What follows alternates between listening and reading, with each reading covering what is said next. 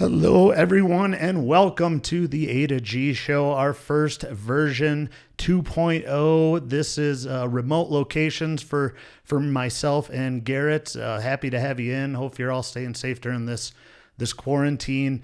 This has been challenging, I'm sure, for a lot of you. We figured we could try to do this via Skype. Hopefully, you guys enjoy it. It's kind of our little test run, we'll say, but let's get going here. Welcome, Mr. Garrett Collier. G, how you doing, buddy? Live from Jackson, Michigan. How you doing, man?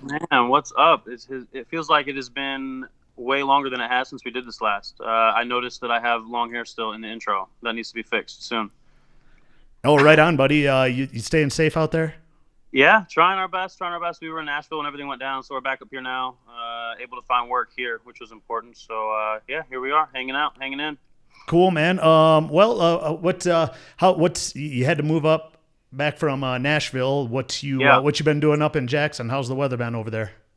Cold and terrible and rainy and gross, but no coronavirus in the house, so that's the good news.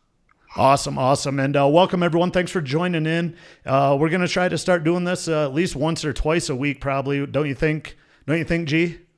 Yeah, I'm excited. I missed it. I tell Callie, my girlfriend, all the time, I'm like, hey, I want to do the podcast again, but right now there's no sports to talk about, so we're going to have to get creative. I think it's going to make our show a little more interesting, honestly. Yeah, exactly. I totally agree. And again, if this is kind of a test run per se, so if you guys, anyone watching, let us know how we sound so we can fix any audio or visual problems. Let me know if we, you encounter some pauses and stuff within the episode. And we will go from there. We'll try to get it figured out for next week's episode or later this week's episode, right? Sure. We will get things started with kind of our old format, right, G, of kind of a spitfire, you might want to call it. Right. Like we used to do. It's glad to have you back, buddy. But we kind of were talking about this coronavirus thing, and a lot of it is there's just no sports on, right? There's just nothing we can do. There's nothing we can watch. It's been really frustrating, and especially watching the old games. It's fun to watch the old games, but you already know what's that, buddy. It's not the same. It's not the same to watch a game when you know the outcome. I mean, exactly what I was gonna say. When you already know the outcome, it's still exciting. I've been watching a few of the older Michigan games. Yep. Last night was actually the Michigan-Syracuse game, the Final Four game from a couple years ago, and I forgot how close that was.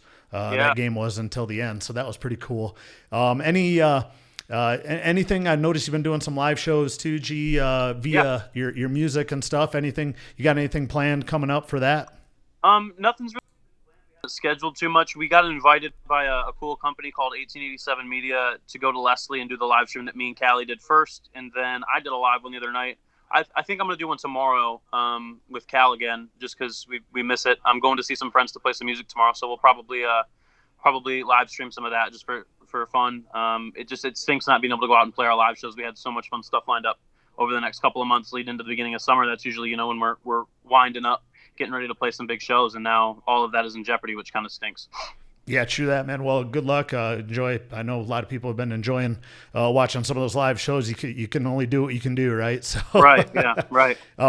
Let's hop right into some of the topics we have now. I don't know if you've been watching any of the morning shows at all, G? I have not. No. Okay, well, like in terms of Get Up or First Take, all those shows, the Herd, Skip and Shannon Undisputed. I've been watching a lot of FS1 and stuff. Okay. And they've actually, ESPN was doing kind of a poll, and their poll was the greatest college basketball players of all time. The greatest college basketball players of all time.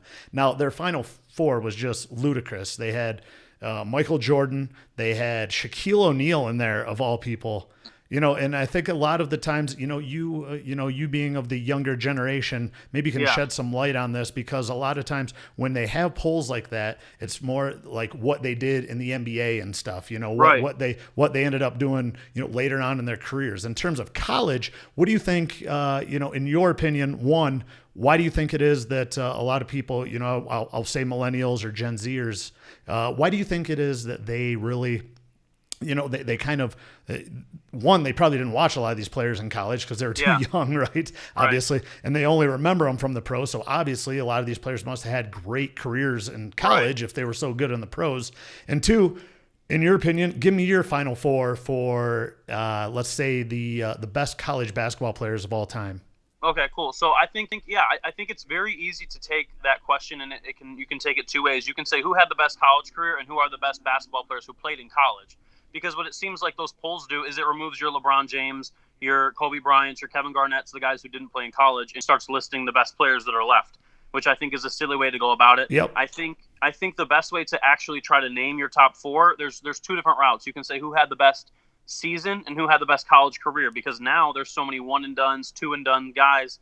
It's very difficult to compare those. Like, how do you compare a Zion Williamson to like a Magic Johnson who stayed for 4 years, or Chris Webber who was there for 2? Like, it's so tough. Yep. And especially and as well across generations, the game is so different. These GOAT conversations get so difficult no matter what you're discussing when you're going from the 1950s to now, say. But for me, the four that I can remember that had the best careers, you're not going to like the first one. You can't not say Cassius Winston. He had an absolutely incredible run at Michigan State. Got better every single year. I think they were primed for if he can, carry him the way he did through the tournament last year with a little bit of help from his friends, kind of thing. Like last year, he had Goen and McQuaid. This year could have been I don't know, maybe Tillman, Henry, whoever. This year, a Gabe Brown type could come in and hit some threes like he did against LSU last year. Cassius Winston had a great career. I also have Jimmer Fredette in mind as well. Oh, I like that. That's a good one. And Jimmer, it might just be a nostalgic thing for me, but me and my friend Storm discovered Jimmer after his sophomore year and just loved him. This undersized white kid shooting threes from 35 feet for no reason. It was how we had to play on the playground because we were the short kids, so we loved watching Jimmer play. He didn't play any defense. It was awesome. We liked him a lot. As far as to make a top four, that's tough, I think. And again, I'm only going to count guys that I have watched. I think you've got to put a guy like Greg Oden in there. I know that's an off the wall name, but he had just a crazy season all the way to the number one pick. Was playing with a broken hand in the tournament, and Ohio State made it all the way to the final behind him. And then the other one I'm going to say he played against everyone. I'm going to say Joakim Noah, back-to-back titles with the Gators, and he was the force on that team. So I know that those probably aren't what other people would say at all. But those are four guys that I really remember having great college careers. Versus, if you're going to say who had the best one seasons, you're going to mention the Buddy Hields, the Zion Williamsons, guys like that. Even like a Trey Burke, Nick Stauskas, kind of, if you want to mention some Carmelo for sure. Carmelo at Syracuse, exactly. Yep. There's a lot of guys that have had these one. I mean, Derrick Rose is another 4-year guy at Memphis that I contemplated putting in. But yeah, there's a lot more of these guys that have played. Kevin Durant, 1 year, great one season at Texas, but didn't play for 4 years. So, those are a lot of great ones, G. Those are. I like those because those are a lot of the ones that people don't think about. You know what I mean? Right. A lot of them do not. A lot of people wouldn't put those. Obviously, I wouldn't put. I would probably put Zion in just because imagine it's kind of a what if. Imagine how great he could have been. One, if he would have stayed injured, and two, obviously, if he would have stayed for more than 1 year. Right. There's certain, and feel free to join in, everyone. Again, thanks for joining us tonight. Hopefully you guys are all staying at home safe. But thanks for joining. Make sure you guys, we got the live chat up on the left side of the screen there. So go ahead and we'll try to get your comments out there on the air here. So. And I got to agree with JC, your dad's tuning in. Good to see you, Jeff. Sure.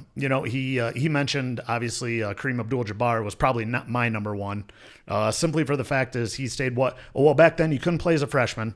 So he played 3 years and lost 2 games throughout his whole career. Yeah. What is it? Crazy. 2 games, won 3 national championships, 2 player of the years. That's just, but again, a lot of people, like, I don't remember seeing him play in college. I just remember hearing stories from our elders about how dominant he was back in the day. If it were up to me, I like your, some of the guys that just were absolutely dominating. Christian Laettner was another one that came to mind. Obviously, they made a 30 for 30 on him, so he must have been decent, right? He must have been decent, even though he went to 3 national championships in a row. Was 2-time National Player of the Year. And that was good. And that's, again, this is back in the day when you stayed, a lot of those guys he stayed for 4 years. So that definitely weighs in on it, in my opinion. for sure. Magic Johnson, of course, was up there.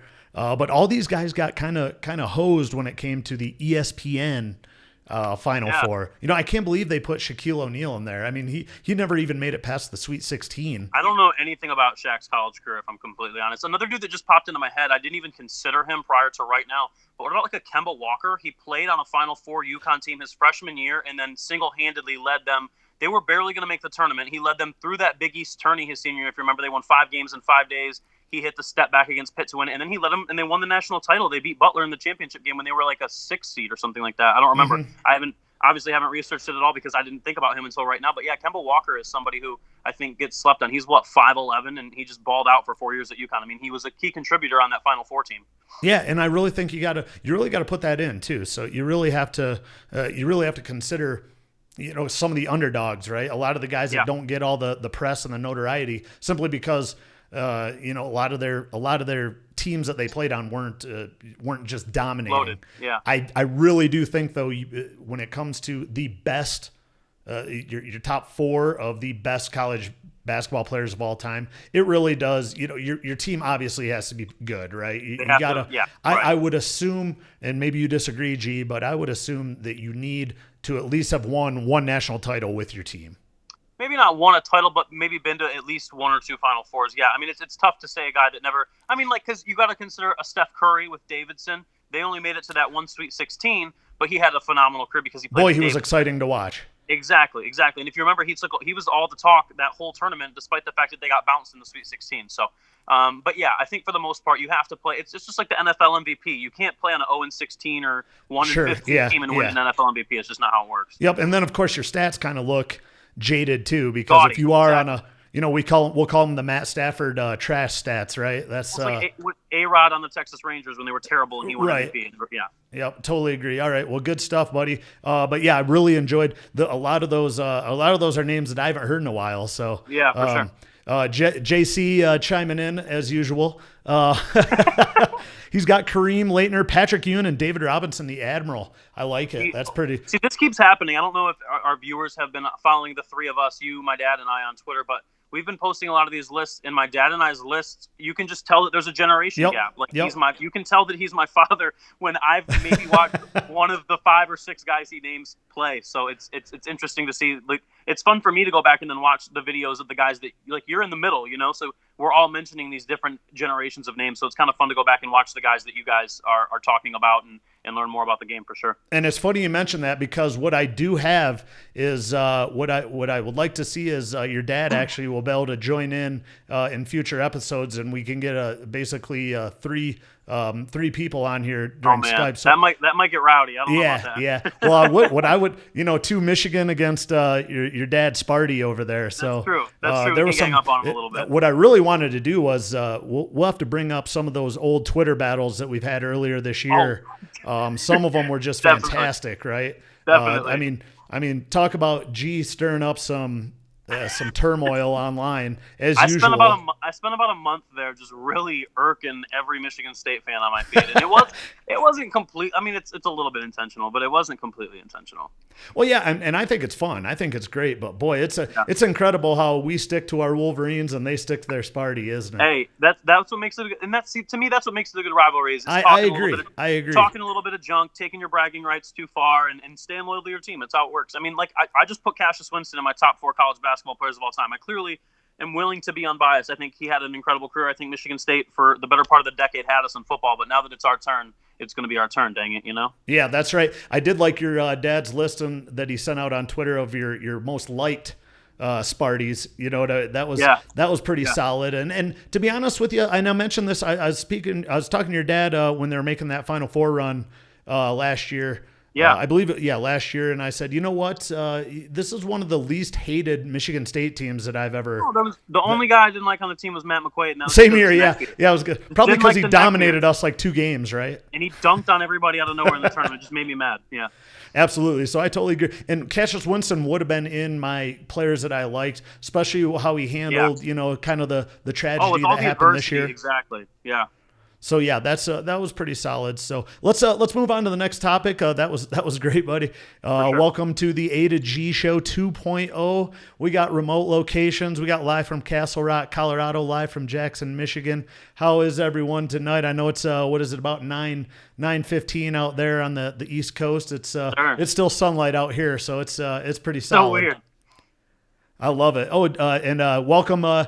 Kirk Meyer, good to see you, buddy. He mentions JJ Redick. That's a solid one too. Oh wow, yeah. That's when I was just getting into college basketball. I think he was a senior in 2004, if I remember correct, which I was only 8. So like I remember him, and he was one of the people that I first started really watching. I remember another guy, Tyler Hansborough at North Carolina. Oh right yeah, after him. yeah. Those two went back to back, one for 4 years at Duke, then one for 4 years at UNC, and both had incredible careers for sure. Yeah, how about that? Gee, a couple white boys, awesome. No. Speaking of white boys, what about Adam Morrison from Gonzaga? Oh maybe? yeah, he had the little stash going on? The stash, and he cried after they lost to UCLA, like hard. Like people cry after they lose a lot, but he cried hard. All right, G, we're gonna have to make a bet this summer, and you're gonna have to shave a little Adam Morrison mustache. So listen, I've been threatening that I'm going to shave my beard for the quarantine and just see what happens to it. And my girlfriend is not a fan, but I might just do it anyway. You might not even have to bet me. Hey, it's all for the show, right? That's what. Right. You got your Facebook Live on for the music, and then you got this. So Come on, let's. For sure. All right, buddy. Well, let's move on to the next kind of more recent news actually happened last year. Was Livers declaring himself eligible for the draft, just testing the waters. You know, we've seen athletes do these. Mo Wagner did it. You know, a couple of guys did it last year. Unfortunately, Poole, who was it? Poole and Poole, Matthews and Iggy all did. Iggy, yep. And they all ended up going pro. Yep. So what's your thoughts really on Livers? One, I got kind of a two-part question here. Okay. What's that, buddy? I said okay. Okay. What's your thoughts on one? Smart idea. Of course, I think everyone is in agreement. If you can go back to school, why not test the waters first and foremost? And two, how do you think he's going to fare at Michigan? And then how do you think he's going to fare in the NBA if he does decide to go, lean pro? How does he fare in the NBA if he leans towards coming back to school? How does he fare at Michigan next year, knowing the couple 5 stars that we potentially have coming in next year? What do you think, buddy? Yeah, I mean, in regards to the decision, I think it's the decision that anyone in his position has to make. I think you look at Nick Ward and Brusdakis and Matthews and Poole from Michigan last year, and look at Tillman and Livers from Michigan and Michigan State this year. It's the path that this whole draft process is trending in. Is these guys that are eligible and have any level of interest are going to at least go get checked out and see how NBA scouts feel about them. Why wouldn't you? Like you said, if you have the opportunity to then return to college, if you don't like where you stand or you want to come back and try to improve, there's no reason not to go get in front of those kind of people that can, evaluate you at that level against that level of talent. If he returns to Michigan, it's going to be super interesting. I think you look at our 3-4 guys. If you look at the way that Howard, I think, wants us to play, it's going to be 4 around 1. We're going to have our one big guy, similar to what Beeline had. And we're going to have 4 guys who can shoot and spread the floor with one big guy in the middle. I think that the position that Livers plays is a 3-4 hybrid, which is going to be contested with Todd, Jackson, Williams, Wagner, Johns, and him next year. There's 6 guys, and there's only 2 starting spots and maybe 2 bench spots. So with the level of players that Michigan is recruiting under Juwan Howard, if they step in, and that's a big if they step in and be as successful as we think and hope they will be, it becomes a crowded couple of positions. Brandon Johns showed such improvement this year. I was so impressed. I expect Wagner to take a similar jump from freshman to sophomore year. And then the 3 freshmen all coming in are all 4 or 5-star guys. Not to say that Livers isn't on their level, because he has clearly had the most experience and is the most successful in college. But these 3 guys, Todd, Jackson, and Williams, are all thought of as future lottery picks in the NBA draft. They're all thought of as guys who are going to have successful NBA careers.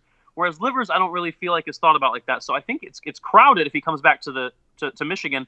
But the problem for him is if he goes pro, I don't see him getting drafted very highly. I think it's a pretty deep class as far as like the level of talent goes.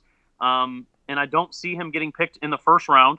I don't know if he gets drafted at all, to be honest.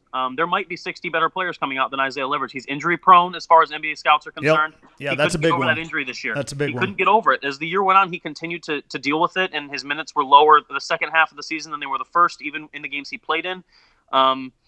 So I don't know. I kind of feel for Livers because I feel like he was a really solid contributor, and this was supposed to be his year, and it just didn't go that way.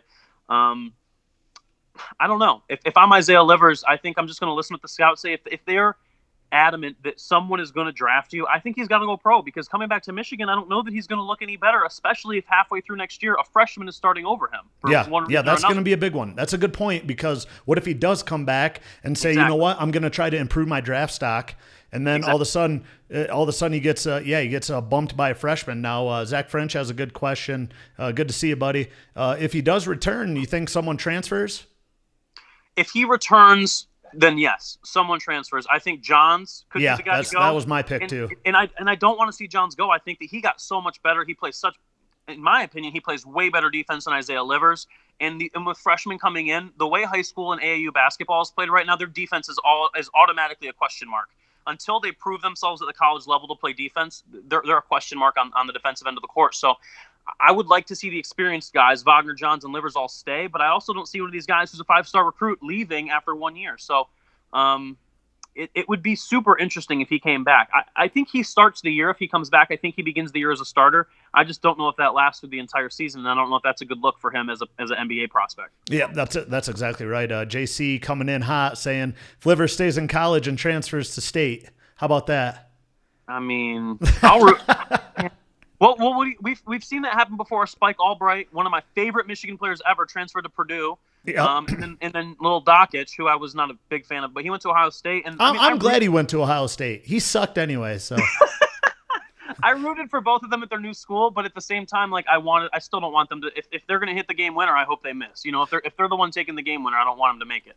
Can we kind of go off topic here and say Dan Dakich is the most annoying freaking announcer? I swear, I was glad. It was unbelievable. It was unbelievable, the fact that his son played for Michigan. It was almost like he was trying to be too non-biased, towards his son's basketball team, because every single possession, I swear, he would have something negative to say about.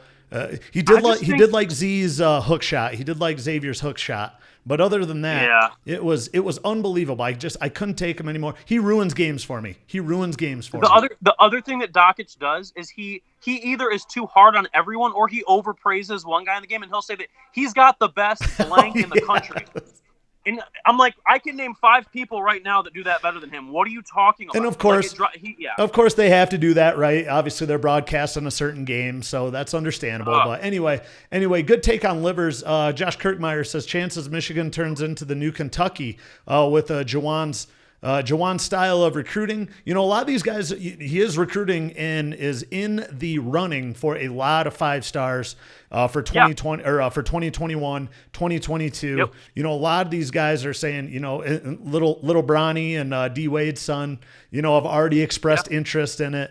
What do you think? I mean, how about this? A more important question, Kirkmeyer, might be how would you feel if, because we're kind of getting off one of the greatest, one of the best coaches ever in my mind in Beilein, in keeping players for, 2 to 3 years, recruiting those guys that develop them. And then they go, they have, they get drafted anyway, have a good college career, get a solid education, learn the game of basketball very well.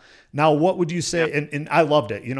We always talk about how they saved us during the Depression years of Michigan football, how Michigan basketball and how Beilein really saved us. How about, what if we do turn into the new Kentucky? Now, I'm going to go first real quick on this one, G, but my feeling obviously is I would like it if we're guaranteed, at least a chance. If we're ranked in the top 10 every year, that's solid. I love Beilein, but it's a new era. Let's see what we can do. God bless Beilein. I'll love him. I'll love him forever for what he did for the Michigan basketball program. But if we were to turn into the new Kentucky, and say we're getting all these 5 stars, these one and doneers, how long is that going to last? Pretty soon, the NBA and NCAA are going to agree you can skip, or guys are going to start going to the G League and stuff like that for before. But what's your thoughts on that, buddy? Yeah, I mean, I don't. That's necessarily the direction we're trending. I think that in theory, you want to be recruiting the best athletes that you can get on your team. And if those guys are only guys who stay for 1 year, then that's like almost a necessary evil of college basketball anymore. But you also look at there's other successful programs around the country that aren't doing it that way. Even if you just look down the highway to East Lansing, that's not necessarily what they're doing. They got Miles Bridges to stay for 2 years. Cassius Winston is staying for 4. There are a lot of guys you can still recruit that are great college basketball players that aren't necessarily NBA prospects. I don't know if we do turn into that. I don't know that I would complain as long as we're successful. Kentucky can be so up and down. If you remember the year that they had like the Harrison twins and they beat Michigan on the 3, they were an 8 seed that year. Their regular season wasn't good, but they pieced it together and had a good tournament run. Like, are you okay with that? Is that what you want from your program, or would you rather be in contention every year for a Big Ten championship because you have a lot of upperclassmen that have been there and know what that grueling Big Ten schedule is like? Because I would argue that there's not a conference in college basketball stronger than the Big Ten right now. In the sense that any road game was almost an automatic loss this season. Yeah, it was. And freshmen walking into the Breslin Center for the first time, walking into Mackey for the first time, any road, go to Rutgers. It's a tough place to play in the Big Ten for basketball. So do you want a ton of freshmen? If you notice, the successful programs in the Big Ten aren't one-and-done schools. It's only in the ACC and SEC where that seems to be the case. So I don't know that I necessarily want Michigan to trend in that direction. If they do, it better be because we're being super competitive and it proves to be successful. Yeah, right on. Totally. It's tough to say really because we don't know. Again, what type of 5 stars are you actually getting? Normally, you can almost guarantee a 5-star is going to be a one-and-doner. Right. It's very rare. Zach French says straight to the pros, or if you commit, have to stay a minimum of 2 years, kind of like baseball. Yep. I think that's the direction it's heading for sure. I would agree with that. That's what it kind of sounds like, especially if they more and more states continue to pass that name recognition to get paid and stuff down. Now that could definitely help the NCAA in a way to where you can actually make some money when you actually go play. For these athletic programs. So that's a whole nother topic, though. That's something that actually happened in the off season, right, G? So we might be able to get into that next week with the pay to play type deal. So definitely. Let's move on to the next one. Again, thanks everyone for joining tonight. We got a lot of good action going on, a lot of viewers tonight. So I know everyone's kind of bunked up at home. So this is hopefully send in your comments, send in your opinions. Make sure you share this. Get all your friends and family involved. We'd love to see you. This is kind of a test run of A to G 2.0 from remote locations. I'm live from Castle Rock, Colorado. G's back in Jackson, Michigan, on a hiatus from Nashville for the time being, but hopefully you get back down there soon, buddy. Let's move on to the next topic, and that is kind of a with the NFL draft coming up, and they are going to have it, it's going to be not the spectacle that it normally is with, the hundreds of thousands of people lining the streets and stuff. Actually, didn't they have it in Nashville last year? Yeah, it was in Nashville last year. I wasn't there, but I heard it was great. Yeah. All the pictures looking and videos at the views and stuff, the camera angles. Look, the streets just packed with people. It must have been a huge party. That would be something. Hopefully, they can bring that back to Nashville because I'm sure you would die to go to that. I'm sure that would be. It's country music in the NFL, of course. Right on. But kind of with the NFL draft coming up, obviously, I assume you think Burrow is going to be the number 1 pick. That's pretty much what everyone is saying. Totally don't. I don't disagree with it. What's that, buddy? Yeah. I said if it's anyone else, I will be shocked. Yeah. Especially being Cincinnati, unless Miami just dumps everything they have into trading up for that spot. So that's the only other thing. That's what I've been hearing anyway on talk shows. But what are your feelings on the Lions? Who they going after, buddy? How about this? Let me rephrase that. 1, who do you think they're going to draft? And then 2, who should they draft? Because me and you probably have a better idea of who they should draft than their top executives, right? I'm sure everyone watching the show right now, let me know. I know we got a few Lions fans. I know Zach French is a Cowboy fan, but boy, they're going through their own little turmoil right now. But I have a hot. What's that, buddy? I have a hot take. I got a hot take involving the Cowboys. This is Lions related.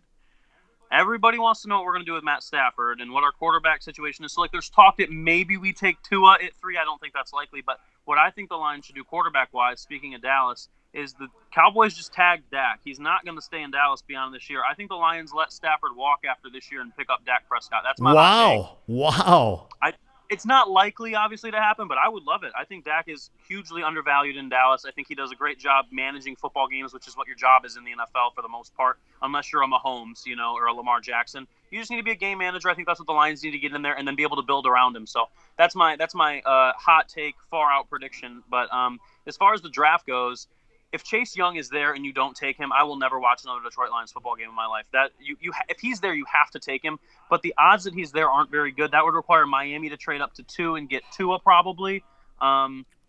If Burrow and Young go 1-2, which is what pretty much everybody's kind of still leaning towards is what's going to happen. I think you got to take Okudah. I don't think he's a bad pick necessarily. I think we have a hole at corner. I think we just traded for Trufant. We got Harmon from the Patriots. Add Okudah, and your corners are solid for the next 5 years, if we can keep those guys around. And Okudah turns out, I watched him play against Michigan, and he shut whoever he was covering down that whole day. So I think he's just a solid corner. I think he's like one of those can't-miss corners. I don't know, like there's a lot of guys like the Anthony Simmons from Clemson that I wouldn't mind. Boy, he's a freak athlete, isn't he? Yeah, he's incredible, but does he push the needle towards us being a Super Bowl contender anymore? I don't know if he does. All of the linebackers we've picked in early rounds in recent years have kind of struggled. Jared Davis we picked with our first pick a few years ago, and he's never done anything of note for that franchise. So I think it'd be a mistake to go linebacker again. I think you've got to kind of lean towards those like skill position players, if you will, and I think a Jeff Okudah is a good spot. I wouldn't mind a quarterback. The problem is where our pick is. I wouldn't mind seeing us trade down and going after a Jordan Love from Utah State. Oh, you a big Love fan? Yeah, I am. He went into East Lansing and almost beat Michigan State. He has had a great career. Yeah, you remember that, JC? He's played in a few big games, and he's played well in those games. So I think it'd be interesting to see him. But at the same time, I don't expect them to go quarterback. I expect them to go corner or linebacker. Well, yeah, of course. They're not going to make the correct pick anyway, so I don't even know why we're talking about it, right? Right. My opinion is they go draft Tua simply because I feel he's an exceptional talent. He's been given another clean bill of health, and being healthy. I understand being healthy is part of the game, right? That is availability is an ability. Yeah, it is definitely part of the game.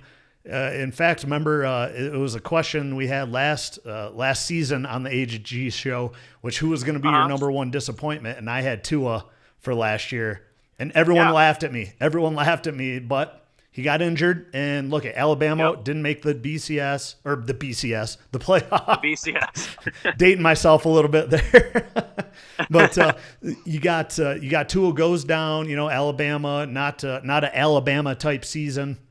Yeah. So I was happy to see him with a clean bill of health. We'll see. He looked great on the videos that he was sending in. He looked. Of course. Yeah. What's that, buddy? I said, of course. Yeah, he did. He looks healthy. I actually worked in Nashville with he was an Alabama alumni, and he follows Tua and Jerry Jeudy and Marvin Ruggs right now like crazy, trying to figure out where they're going. And he said if the Lions don't take him, they're making a mistake. Which I don't know if that's him being a homer. Or if he genuinely just believes that Tua is can't miss. But I don't know. I think that if you watched Alabama play with him versus Jalen Hurts, who I think Jalen Hurts is a dark horse potential to be an NFL starter. I really believe that. I think that they were better with Tua. I do. So it would be interesting to see. I think he's the more pocket passer type than Jalen Hurts, of course. Jalen Hurts is more your Mahomes, going to run around and make plays. And he's just deadly accurate. His accuracy is insane. Exactly. And he's a lefty, right? He's got that. He's that lefty. The only reason I say Tua is it's time. We say this every year. Again, this is what they should do, not what they're going to do. Zach French has a good one. Lions execs probably will take a wide receiver. So... Hey, as long as we go with Justin Jefferson from LSU, I don't. Oh, is that your boy? I think he should be the first receiver taken. I don't think he will be. I think whatever team gets him is getting. I also think the Simpson kid from USC. I watched some film on him the other day. He looks really, really good too. I think Lions, honestly, everybody obviously is putting focus on this first round pick because it's the third pick in the draft, right? It's a huge spot to be in. We could trade down. We could take a quarterback who could be our franchise guy. We could take a corner. What are we going to do with this third pick? I think the more important thing for the Lions is to get your second, third, fourth, and fifth picks right. Yep. Right. Which they never do. They never do. You want to get that slam dunk round one, of course, because you have such an early pick. But at the end of the day, if you can get 4 really good guys in that second through fifth round, if you can go get like a Cesar Ruiz from Michigan with that second pick and he fills a hole in your offensive line, that's so much more important, I think. If you can get 4 really solid guys at those picks that make your roster and play significant downs throughout the season early in their career, and then you re-sign them and they stay with the franchise, I think that's the important thing that the Lions have really struggled to do lately. Lately, you mean since the 50s? Since I was born, yeah. Well, at least since I was born, yeah. Woody, hey, good to see you, Woody. Thanks for tuning in, buddy. Woody says Okudah out the gate will be NFL ready. Young has talent, but is highly overrated. Will need time to adjust. We don't have time to adjust. Okudah for the win. That's hopefully what they're going to do. That's probably what they'll do. My thing is, I think I disagree with that take on Chase Young, but I mean, it's hard to say. It's defensive linemen in college are really hard to judge, right? Because as soon as they start to put up those gaudy numbers, everyone and their brother doubles. Yeah, that's true. That's true. Yeah, don't forget. As a Michigan fan, I could be sitting here making the argument Chase Young didn't really do much in that Michigan game. Well, he didn't have to. We were terrible, and he was getting double teamed all day. So, I get the argument that he might not be ready, but does that also have something to do with the fact that he was double teamed constantly, and NFL teams can't do that to him out of the gate? You know. I totally agree. Look what happened. Look what happened with Rashawn Gary. Yeah, exactly. That was who I was kind of leaning towards. That was Rashawn Gary. After he was a freak of nature his freshman year, really was kind of non-existent. You know, I really didn't expect him to be drafted by the Packers, and it was a shock to me. But then I actually pointed it out during Michigan games. I was like, the reason you don't hear about him much, just watch. He just gets double and triple teamed almost every single play. And this was good Michigan team, so it's not like they could afford to double and triple team him. He was just that dominant because don't forget you had a great defensive line at Michigan during those years. So it's absolutely true. He had Uche and Winovich and Bush around him. So, exactly. We got a couple more comments on this topic. JC says trade down and go with Herbert, then load up with what you get for the trade. Herbert is such a big question mark to me. Everyone is saying that. Everyone is saying that. But everyone out of the combine said he looked great. I didn't get to watch much of the combine, but everyone said he looked fantastic. But he had this opportunity, right? He was going to be the number 1 pick over Haskins potentially at quarterback last year. And then he doesn't come out, and he has this opportunity to come back to Oregon and blow everyone out of the water. And he just didn't really do it. Not during the season. He did have a great Rose Bowl. He did. He played, but again, we've talked about this before. How hard are people playing in bowl games anymore? Exactly. You want to go win the game. Exactly. But at the end of the day, he had all season. He had 12 games to put in tape and groundwork where people are like, all right, he's a stud. Let's take the. And Burrow looks better than him. Jordan Love looked better than him. Tua looked better when healthy than him. I'm not sold on Herbert. I think if you trade down and you get enough back, he's worth the pick. But you better not take him earlier than 14th or 15th in the draft. The reason I would like Herbert as actually Detroit Lions quarterback, I know Zach French says is Joey Harrington 2.0, but the thing with Herbert is he's just got the size. He's bigger. He's a big dude. Yeah. So the problem with Joey Harrington is Queen Joey Harrington or Princess Joey Harrington was the Lions offensive line just ruined him, right? He was a little small. Yeah. He was quick enough. You know, he had good feet. But the problem with Joey Harrington was he would always throw off his back foot and just throw and have nothing on the ball, no zip on the ball because heck, when you play for the Lions, right, you're gonna get destroyed. So you better have the size. That's where Herbert was probably a little better than Joey Harrington in terms of size. Yeah, I think Joey Harrington is the first quarterback I remember the Lions having. His rookie year was the first year that I really watched the NFL. And so I loved Joey Harrington, but he was terrible. Yeah. And I remember when he got traded to either Atlanta or Miami. I think he went to Miami. Somebody came back and played us and beat the crap out of us on like a Thanksgiving game or some big game. He just throttled us, of course. Well, and he still had the problem of throwing off his back foot all the time because, again, the Lions, you go to the Lions to end your career. You know, it doesn't matter how old you are. What are your thoughts on, I mean, if Joe Burrow goes to Cincinnati, do they have the pieces around him to make him have a good career? Or does he No. What happens to him? I think he's a stud. I think Joe Burrow is an NFL quarterback, but what happens to him in Cincinnati? It's a dysfunctional organization, much like the Lions. Right. He had a great year, probably one of the best college years ever, right, from a quarterback. If not the best. Yeah, exactly. Based on stats, yeah, absolutely. Wins a national championship, and they won the right? Natty. What else do you want from him? Yeah, you can't get much better than that. I'll tell you what. A Heisman, the stats, and the national championship. What else do you want? From Right. The problem is he's going to go to Cincinnati, dysfunctional organization, and he just, I don't think he's that. I honestly don't think he's better than Tua in terms of a skill set. He's got a good arm. Obviously he's got a good arm. He's pretty accurate. I've heard comps to like Tony Romo and stuff like that. I've heard from Joe Montana to Tony Romo on all the sports talk shows. But in my opinion, after watching him, play this whole last season, I was impressed. I was impressed. But we've seen college players, college quarterbacks put up big numbers with a far less talented team, right? With a far less talented team. Right. What are your thoughts on the argument against Tua that no Alabama quarterback under Saban has ever done anything in the NFL? What are your thoughts on that? Is that a Saban issue, or is that just they weren't that good and they got hidden by the talent around? Well, I think, if you take a look at it, we can probably name a handful of quarterbacks that were just absolutely spectacular in college, right?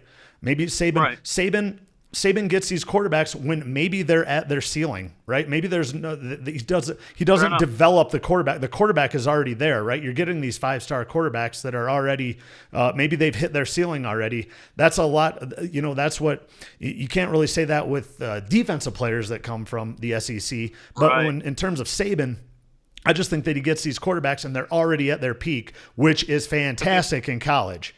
Then you get some guys that kind of diamonds in the rough, AKA Tom Brady, even a Pat Mahomes, where they haven't hit their ceiling yet. It needs a great coach like Reed or someone to really develop these guys in the pros and then play to their suit, play to their talents like Reed does to Mahomes, and they just end up being absolutely, a Hall of Fame talent already, first couple years of their career already, a shoo-in for the Hall of Fame. And I think when these quarterbacks come to Alabama, they already hit their peak. They're already at their ceiling. They go to the pros, they're not going to get any better because they've already accomplished that. Okay, great. So you think when it comes to Tua, I think there's untapped talent there. Right. As long as whoever he goes to fits his system, right? He's more of a fair. Another thing that I see is I think a problem with Tua is he thinks he's like a Russell Wilson and can escape a lot of these pass rushes. When you get up there and you think, oh, I'm more athletic than these guys, I'll just outrun them. When he needs to get it into his head that, hey, you got to get rid of the ball, man. You got to start taking care of yourself, because he is not Russell Wilson. He is not Patrick Mahomes in terms of scrambling anyway. You know what I mean? Right. That's an easy way to get injured, especially when you think you're a little more athletic than you actually are. Nothing against Tua. Obviously, he's supremely athletic compared to, like Tom Brady or someone. But when it comes to, comparing him to Russell Wilson or Patrick Mahomes, there's just no way. There's no way, and he thinks that he is. So what's that, buddy? So you compare Burrow to like a Tony Romo. Who do you compare Tua to? Like, who is? I've been hearing a lot of Drew Brees style. His accuracy is spot on with Drew Brees, but he has a little better size, right? And a little more because he's more mobile as well. What's that? He's more mobile than Brees. He's not, like you said, he's not a Wilson or Mahomes. Right? But he can move around. Absolutely. So I would compare him to more of a Drew Brees. We just don't know right now. But if you're gonna comp him, then I would say a Drew Brees. What about? This isn't like necessarily. It's not going to sound flattering when I say it, but what about like a Jameis Winston with better decision making, essentially? Oh, that could be. I think Jameis has more of a gun. You know what I mean? I think he has more of a powerful arm, but I think where Tua lacks, and he doesn't lack, he still's got a great arm. But at the same time, I just think that Tua's accuracy is something that we haven't seen since in a long time. Since maybe Tom Brady in his prime. Who knows? It's really it's just questionable. Can he stay healthy? That's all we want to know. Can he stay healthy? Can he get it in his head that now you couldn't outrun SEC defensive ends? You're definitely not going to outrun NFL. Exactly. You're not going to run NFL defensive ends. So stay in the pocket. move around a little bit because he is a little bit elusive. You just said that you just said he can move better than Drew Brees. So Right. let's see how it turns out. That's definitely my opinion on that. We do have a few comments. Woody says, is this season make or break for Patricia? I think absolutely. I thought last season was make or break for him, but with the turnaround of head coaches in the NFL nowadays, it's just tough. But me saying that's probably the right thing to say. So the Lions will probably hold on to him for another 5 years, regardless of his record. What do you think, G? Right. Yeah, I think Patricia has a lot of winning over to do in that locker room still. I think that was kind of the argument that, like, you hear a lot of not former players who are now moving on from the Patricia era speaking out against him. Darius Slay had a lot of really concerning things to say as far as I'm concerned. If you listen to some of the things he said when he left. So yeah, I think Patricia needs to have at least improvement. You can't struggle the way they did last year again. Yeah, or do they in the NFL? Obviously, Miami showed us how hard it is to actually tank. Or do you wait for that Trevor Lawrence pup to come out of Clemson next year? Man, I love Trevor Lawrence. You know how I feel about my boy Trevor. That's my guy. Well, that would be great, and that would be like prime time for Stafford to just kind of, he's got one more year after next year. He would probably have one more year in his contract. I think it is.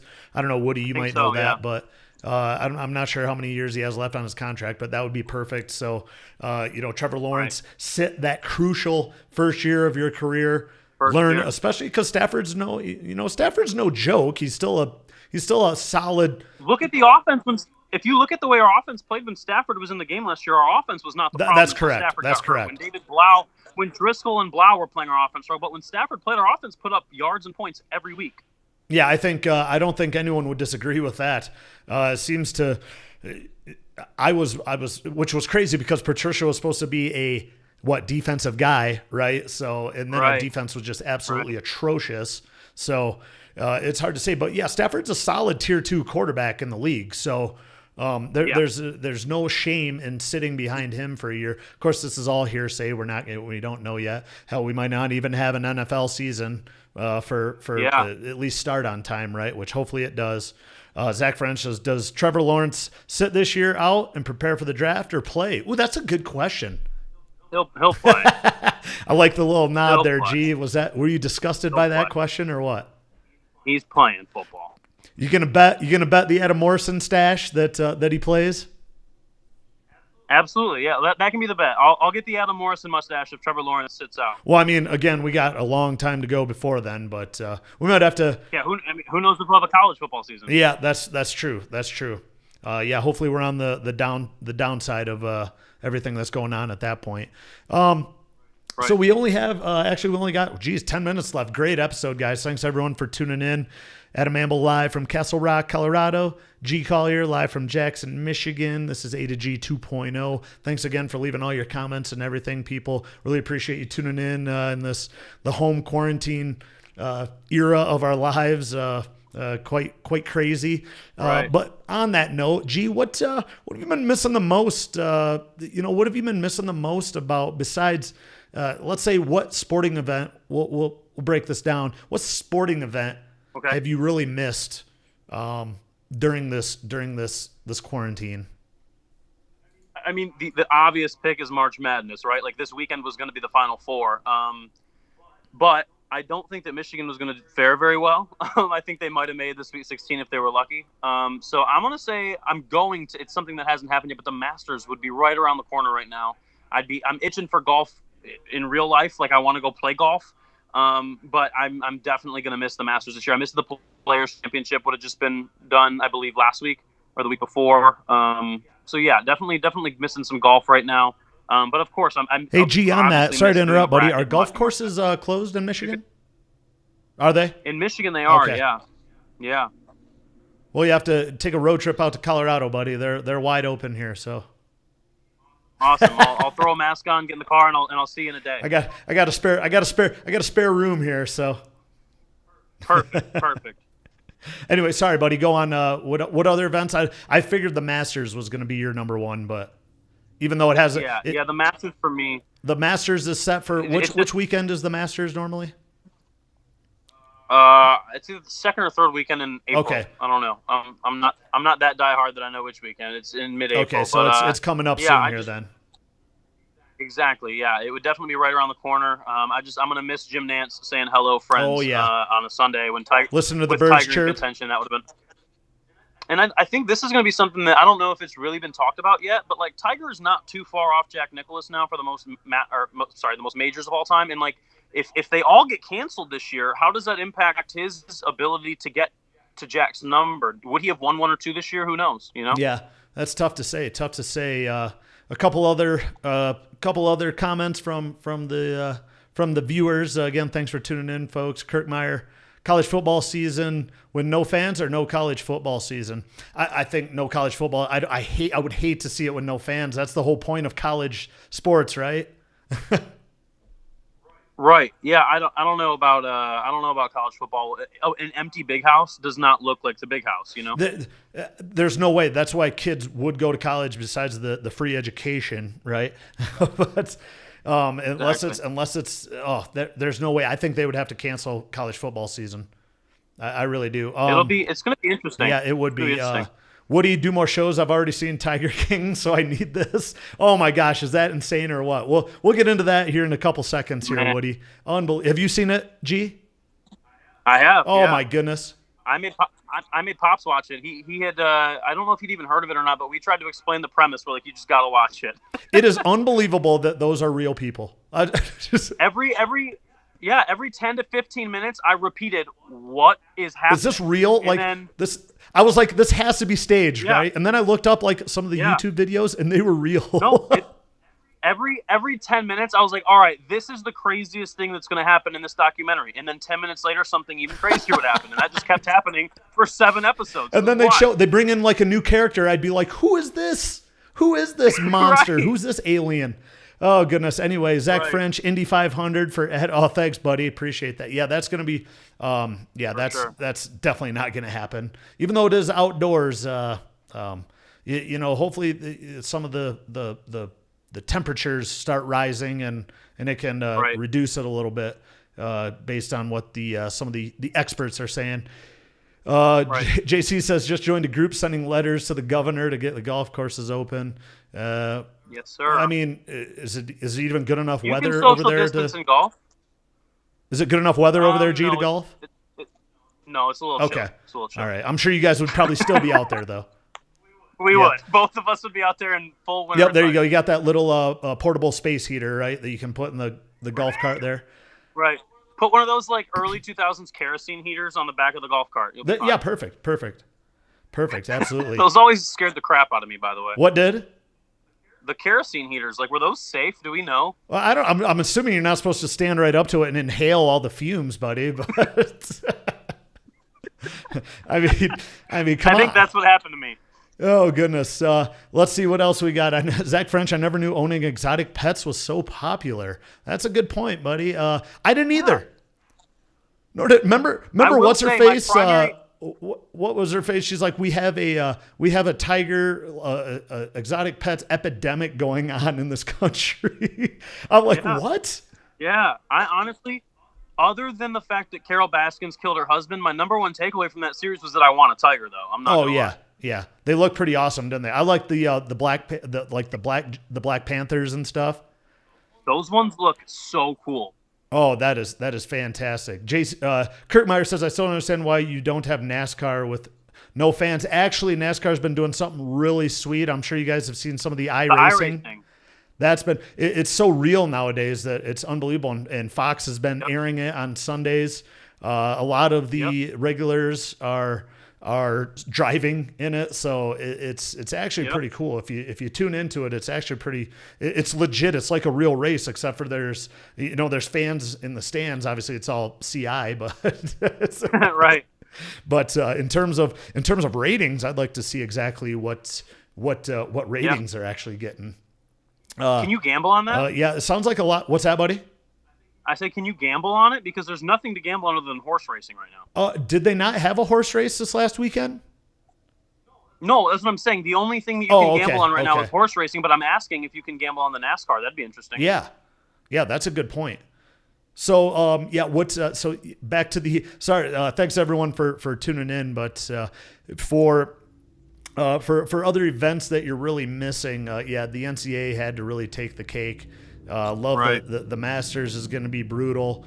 To be honest with you, I'm just missing, going out and hanging out yeah. at going out to dinner, hanging out at the bars, For sure. bowling, movie theaters, all that stuff. We'll get Just regular life. We'll get through it. What's that, buddy?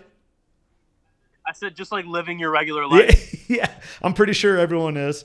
Everyone is, but Right. we're getting a little short on time. I know some of you guys want us to keep going. If you have an actual topic you want to discuss, let us know real quick. But we do try to keep these to an hour. Maybe we'll have to do another one later this week for sure. What's that, buddy? I said we'll definitely have to do another one later this week. I think I missed it for sure. Yeah, me too. I'm glad. Nice.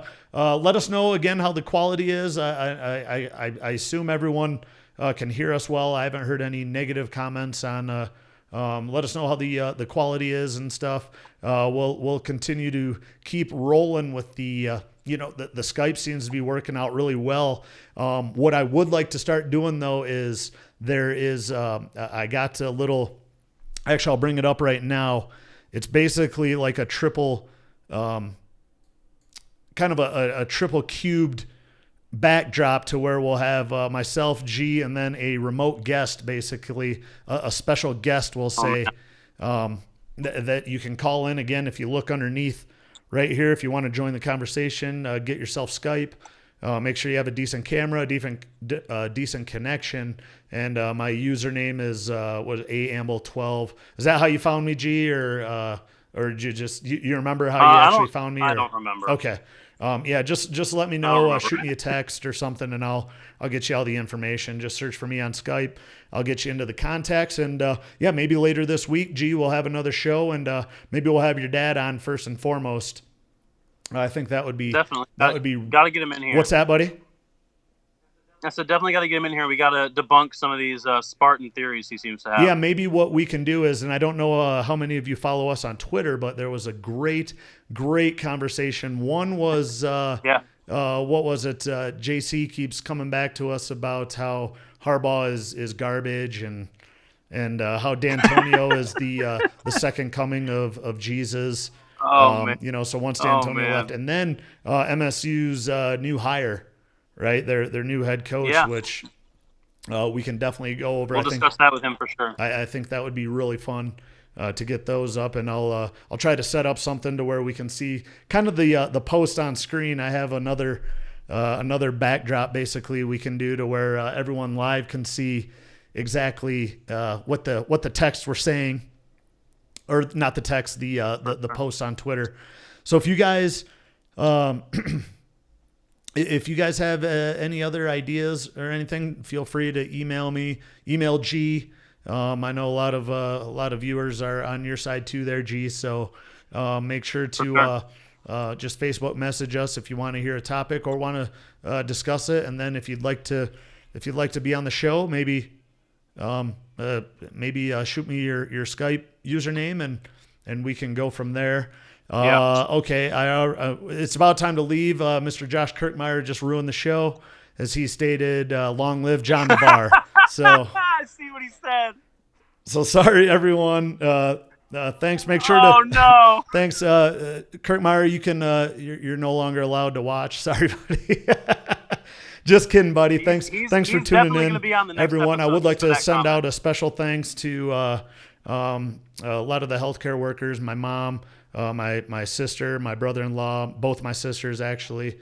Man in the front lines here for this virus, going to work every day. Really appreciate it. Love you guys.